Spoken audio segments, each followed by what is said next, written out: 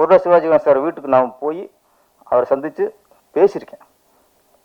ஆமாம், அது ஒன்று தான் அந்த மேடையில் இருக்கும்போது எனக்கு நல்ல வேலை அவர் அப்போ நேராக பார்க்குற பெரிய விஷயம்.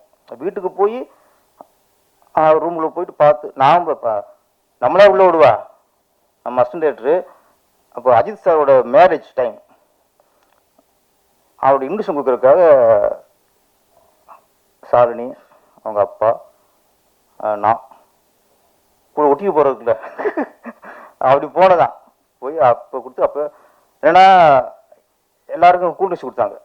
எனக்கு அப்போ கொஞ்சம் இருமல் இருந்த டைம்.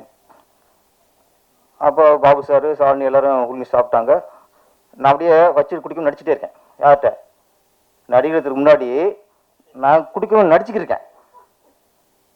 அப்படியே கொஞ்சம் அப்படியே கொஞ்ச நேரம் அவங்க கொஞ்சம் சீரியஸாக பேசியிருந்தாங்கல்ல, மெல்ல கீழே வச்சுட்டேன். ஒரு வாய்ஸ், உங்களுக்கு டீ காஃபி கொண்டு சொல்லவா அப்படின்னாரு. என்னடா இல்லை சார், இல்லை அதை ஒதுக்குறீங்களே அப்படின்னாரு. அவன் ஒரு குடிச்சு குடிக்க நடிக்கிறா, அது அவளுக்கு பேச கவனிச்சிருக்காரு அவர். அப்போ இங்கே வந்து நம்ம வந்து இல்லை சார் இருமல் இருக்கு, டீ காஃபி குடிக்க சொல்ல முடியுமா? ஒன்றும் இல்லை சார், இருமலாவது விக்கலாவது அஷ்டம் அப்புறம் பார்த்துக்கோ அப்படின்ட்டு.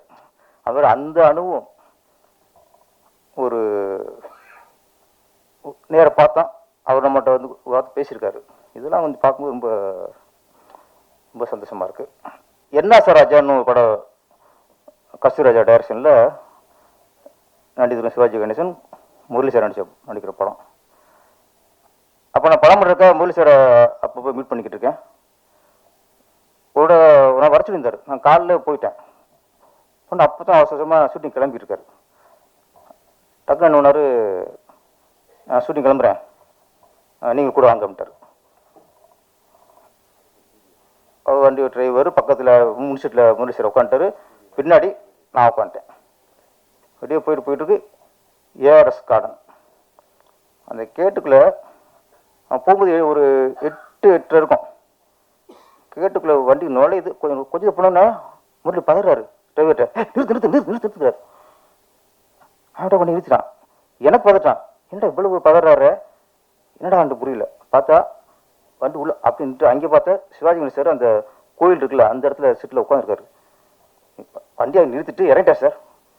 இறங்கி சைடில் அப்படியே ஒளிஞ்சு ஓடுறாரு முரளி சார். ஓடி போய் நான் எனக்கு புரியல நம்ம கூட ஓடுறதா. அப்புறம் போயினா அப்புறம் டப்பு டப்புன்னு 10 நிமிஷம் ரெடி ஆகி அந்த ட்ரெஸ் அவர் இந்த கராட்டா ஆரம்ப ட்ரெஸ்ஸு போட்டு திருப்பி அப்படியே சுற்றி வந்து சிவாஜி நிற்கிறாரு. அவர் லுக்கு விட்டார். திரும்பி அவர் இப்படி ஆளு. ஏன்னா சொல்கிறேன் டைமிங், முரளி வந்து அவர் யூத்து, இவர் அப்போ சீனியர் ஆர்டிஸ்ட்டு. அப்போ ஆப்ரேஷன் பண்ணதுக்கு அப்புறம் உள்ள டைம் அது. அப்போ அவர் 7:30 மணிக்கு வந்துட்டார். அவர் ஒரு 8 மணிக்கு போகிற 7:30 மணிக்கு வந்துட்டாராம். அதனால் சொல்கிறது நடிகர்களுக்கு வந்து டயத்துக்கு வந்தாலே எங்களுக்கு பிடிச்சிட முடியல. இயக்குனருக்கே பெரியது.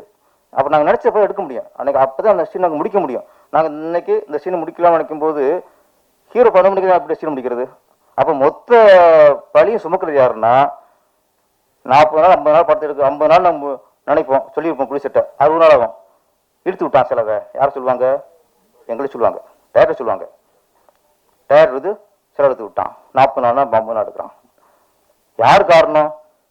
ஹீரோக்குள்ள டயத்துக்கு வந்தால் அதுவும் சில இயக்குனருக்கும் சில வேறு காரணம் இருக்குது. இதுவும் ஒரு காரணம். அதில் சிவாஜி கணேசன் ஃபாலோ பண்ணி ஃபஸ்ட்டு டைமுக்கு நம்ம ஃபாலோ பண்ணலாம்.